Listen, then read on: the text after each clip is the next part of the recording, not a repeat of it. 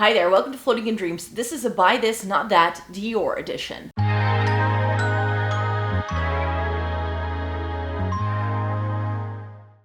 Welcome to everybody watching today. Thank you so very much for joining me. It is October, and I thought that for October it could be fun to do a themed week all about luxury makeup. So that's going to happen in a couple of weeks' time. And I thought to kind of prepare you for that mentally, I could do a video that I'm already doing every single month anyways, which is Buy This, Not That, which so far I've focused on categories of products, but today I thought we could focus on a brand, and I thought that brand could be Dior, which is of course a luxury makeup brand that I've tested out quite a bit of makeup from over the years. Some products really have not stood the test of time for me, so this Buy This, Not That, I'm going to first tell you about the products that I no longer recommend. Very often those are products I no longer have in my makeup collection. So I'm just going to have to insert some pictures there, and then we'll get to the 5 products that I think are worth it if you are looking into Dior. So there are a couple of categories from Dior makeup products that I don't think are worth it, and one of the major ones is the eyeshadow. I used to have quite a few eyeshadow palettes from Dior, especially back in the day. Dior was one of the first makeup brands I really started to buying from. And I have a couple of really beautiful things. I have a couple of the Backstage palettes. I have a couple of their quintets. But to me, compared to all the eyeshadow that I have in my makeup collection, if I compare how pricey these retail easily for like 60, 65, maybe even 70 euros for only a couple of shades. I mean, it's almost expensive as a Natasha Denona palette, and I would prefer having a Natasha Denona eyeshadow palette over a Dior palette. So for me, it just comes down to preference. It's not to say that these are bad quality products per se, it's just you're not getting a lot for what you're paying for in total. This little quad here only has 4 grams of product. That means there's less than a gram in each pan, which is not a lot of product. They always come with these little brushes as well, these like standard navy blue packaging things, which also, like, nobody ever uses those. I think they're even still sponge tip applicators. Like, who still uses those? So for me, this is not necessarily worth it. If you are looking to invest in some Dior products, I definitely feel you can go better, and you can go and find other products in the line that I think are worth it. The eyeshadow, it wouldn't be my first pick. It just wouldn't be. I have a couple of things. Like I said, I also have 2 of the Backstage palettes, and I love them. They're very near and dear to my heart for sure, but it's not something that I would recommend you go out and buy if it's like your first Dior product. And it actually goes for a lot of different categories. I currently do not have a Dior concealer in my possession. I'm still sort of eyeing up the Backstage concealer. That's still interesting to me. But the Dior shade range can be quite confusing. It's very often pretty yellow, I have found, and a Dior concealer I did have in the past was too yellow for me, and it was very similar to some other high-end luxury concealers I already owned. So to me, it wasn't something I had to keep in my makeup collection long term. And that tells you that yes, it's a good product, it's good quality makeup, but at that price point, I can actually find concealers that do a similar thing. I think the one I had was the Forever concealer, I think it was called. I'll pop a picture up on the screen of the last Dior concealer I tried. But I since then bought the Estee Lauder, what's it called? I used up the foundation last year. But the Estee Lauder Futurist, whatever concealer I like better. The YSL All Hours, like if I have to go for a more yellow tone concealer, I'd pick that over the Dior. So within the luxury category, I don't think that Dior makes concealers that are any more special than other brands with a similar price point. I just don't feel they are. Like I said, I haven't tried the Backstage one yet. That's one I'm sort of eyeing up. But this year I was really focusing on using up a concealer that came with a ton of product because I didn't want it to expire. So that is definitely one of the concealers I'm looking to purchase once that one is gone. I'm probably going to make that one of my first purchases for concealer in a long time. I haven't bought a new concealer in a while. So yeah, Dior Backstage is definitely on the wish list, you could say. But from Dior, I haven't found anything that really wowed me concealer-wise. I feel very similarly about their lipstick ranges. They do really beautifully packaged lipsticks every single time. It always sucks me in. And I definitely have some of my older Dior lipsticks in a makeup memory box to still have that beautiful packaging. But formula-wise, there's always something that kind of makes me not reach for it. So I used to have a beautiful red by them. 999 is the shade in Dior that is like the perfect neutral red. It suits pretty much everyone, and they do it in almost every single formula that they do.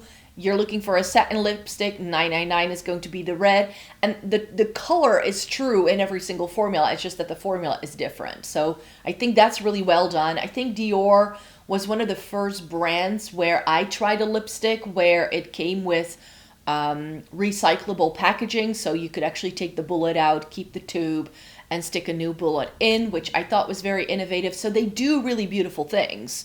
I'm not gonna lie, like the Dior display, and especially like I was in Sephora in Paris the other day, and they had this display of all the different lipsticks in like one little table.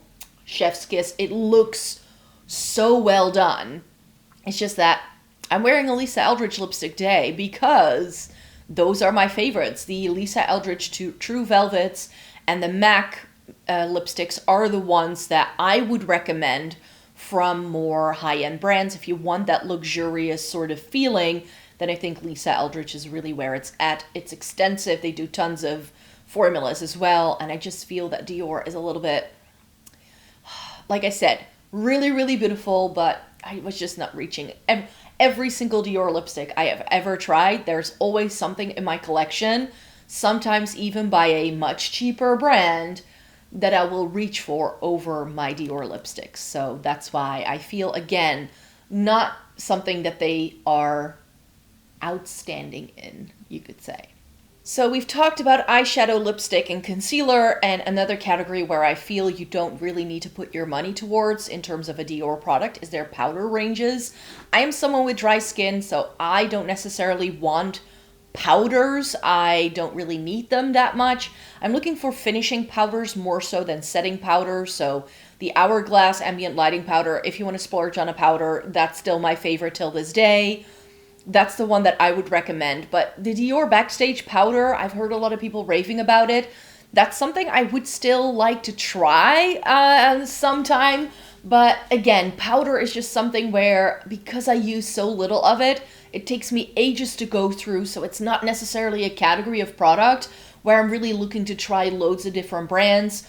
I did do a little bit of a test of like loose powders a couple of years ago because I wanted to find like a loose powder I could work with.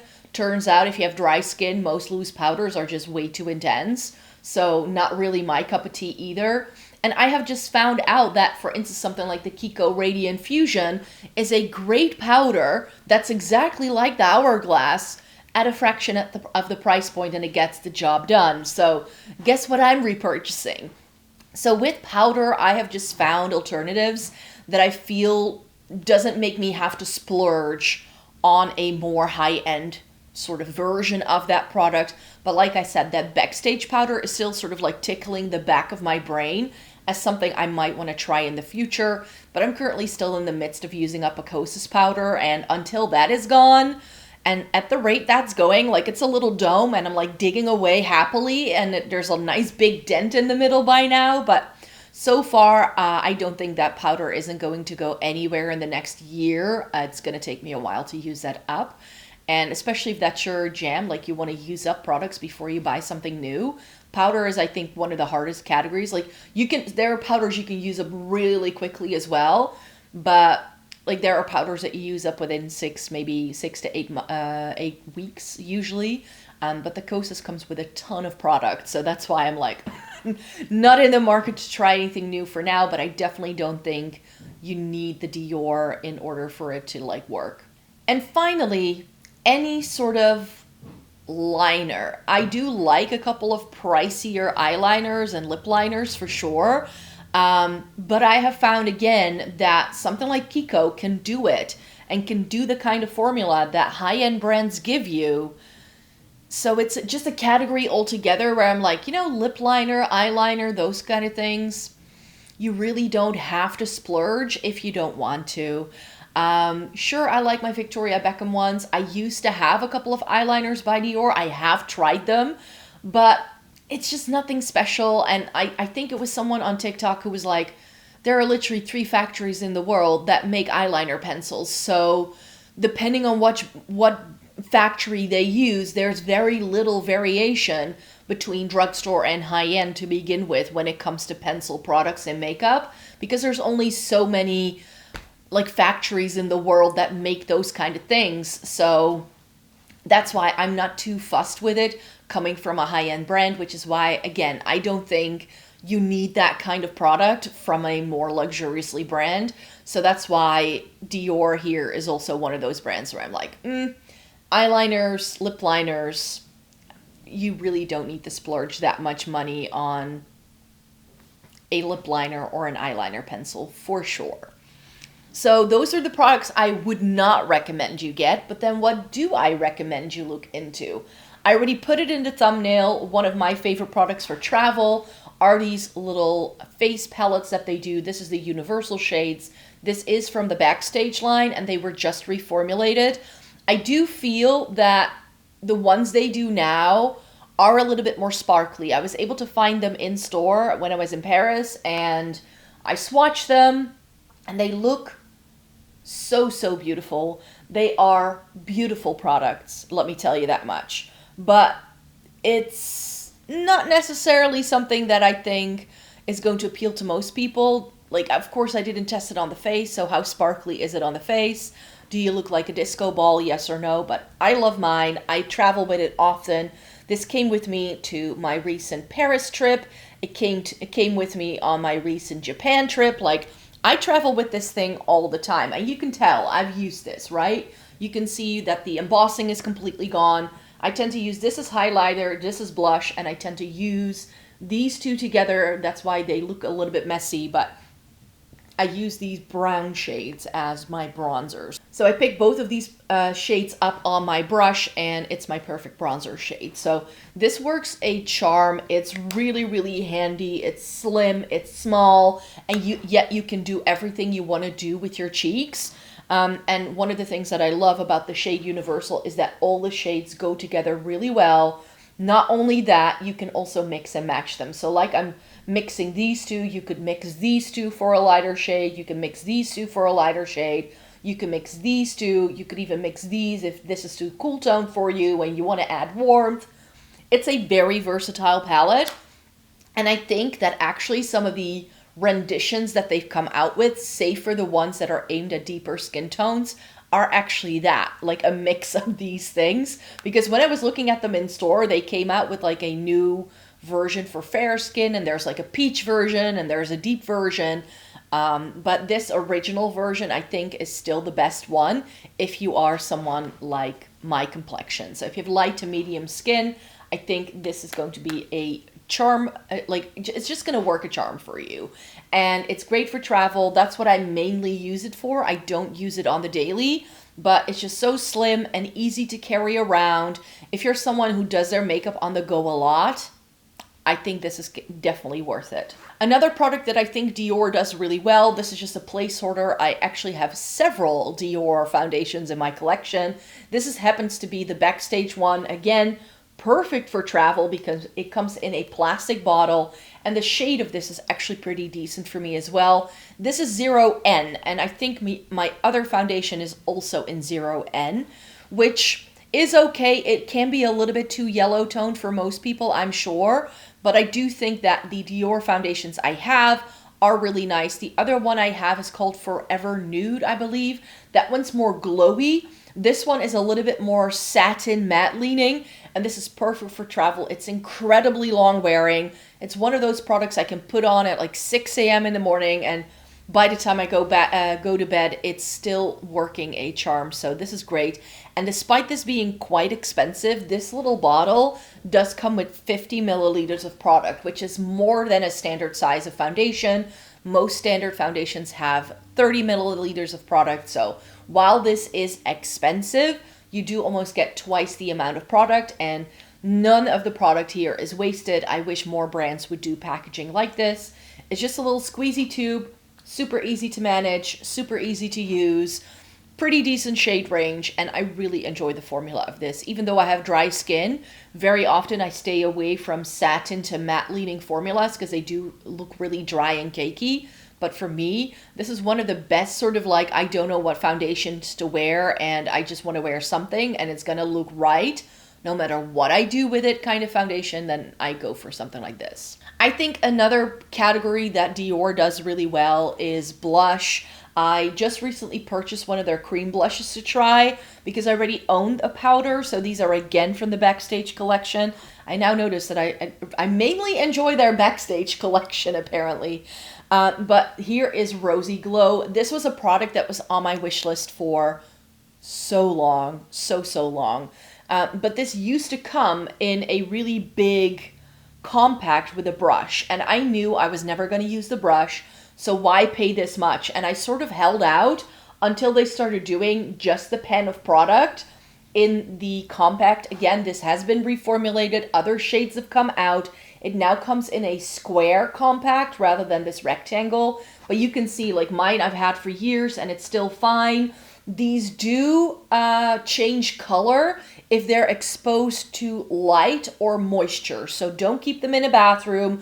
Don't expose them to light and have them out on your vanity or anything like that. If you see these in store, very often the powder looks white, and that's because of the photosynthesis of the product. So keep it in a dry, dark place in order for it to help it keep its shade and to not like bleach out over time, because that's what can happen with these. I was afraid that would happen to mine, but when I'm not using products, like even if I'm using products, they are in a drawer because I make a Shop My Stash drawer every single month, and this just lives in my blush drawer any other time of year, and it's in a dry, dark place away from a window, so it's been working pretty well for me. And like I said, I've had this for a few years, and it's pretty much the only bright pink blush I still have in my collection. Rosy Glow is. I've decluttered so many of the other renditions that I had of this type of blush to keep just this one. So because I love that so much, when they extended the shade range, they came out with a lavender shade. But then this year, the packaging of the lipsticks is like this, by the way. But this is a blush stick. This is in Pink Lilac. And it is definitely more of like a pinky purple. So there isn't much of a shade difference, I feel, between this and the pink, which is why I got it as a cream, because it was like at least the texture is going to be different. I still need to test this out, but I had a gift voucher over the summertime that I wanted to use up. So I went to the store, tried to pick it up. They didn't have it, had to go online to purchase it. Such a big hassle, but again, the packaging looks beautiful. Like long term, this is definitely a makeup box contender just because of how beautiful the packaging is. And finally, I really do enjoy Dior cheek products because not only do I rate their blush really highly, but I also love their blush and highlighter. Again, products that they have already reformulated since I bought mine, but I haven't even hit pan on these things yet. But you'll see that these are well-loved products because I use them so often. So that's why these also had to go into the, please look into these things if you're looking to buy Dior. I have the Forever Couture Luminizer here. This is in Pink Glow. And you can see there's a dent. Do you see that dent? And this is like the best peachy pink with a cool flash that I've ever found in my lifetime. Very often peachy pinks have a golden flash to it, but you can see here like it looks really peach this way, and then the pink comes through, and then you can see that it has that cool toned sort of champagne pink sort of vibe to it. It's really, really beautiful, and Not only is this a product that's going to last me years because I haven't even hit pan on it and I've had it for several. I mean, it does come with 6 grams of product, which is a lot for a highlighter. I also like this sort of like faux leather packaging that it has. It's really slim. This is from their regular range though, as far as I know. And then the bronzer comes in similar packaging. And this is the Forever Natural Bronzer, which I have in tan bronze. This is shade 4 from the line. And you can see there used to be a Dior embossing in this as well. Like with the highlighter, let me show you. So here you can see that Dior is stamped in there. This used to have that as well. And you can just tell, I've used this so much. The packaging actually looks a little bit grubby. That's the downside of this cream color packaging in combination with the bronzer shade. You can even see that I've gotten a little bit of hard pan around the edge because of how much I've used this. And it's just one of those bronzers. I need to go back to this desperately though. I currently have a different bronzer in my Shop My Stash because I actually have 2 that I'm testing out, and I put my Becca Bali Sands in there. But come November, I know I'm going to go back to this again because I do really love it.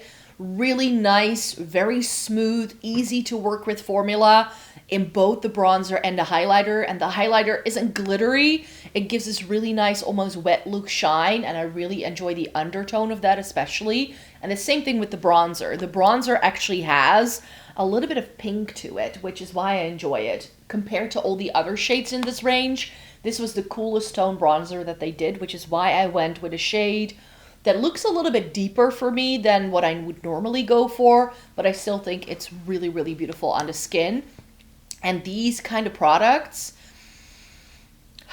like for a lot of the products I told you not to buy, the issue is that I either have cheaper products or similar products with a similar price point that I feel do the job better. But with these, I'm like, they are something else. Like all of these products that I'm recommended, I'm feeling like there's nothing else that I have in my collection that is exactly like this. I haven't been able to find dupes. I haven't been able to find something that does exactly that. Like I said, with the blush shade, it's the only shade of bright pink blush I still have in my makeup collection because nothing can top it.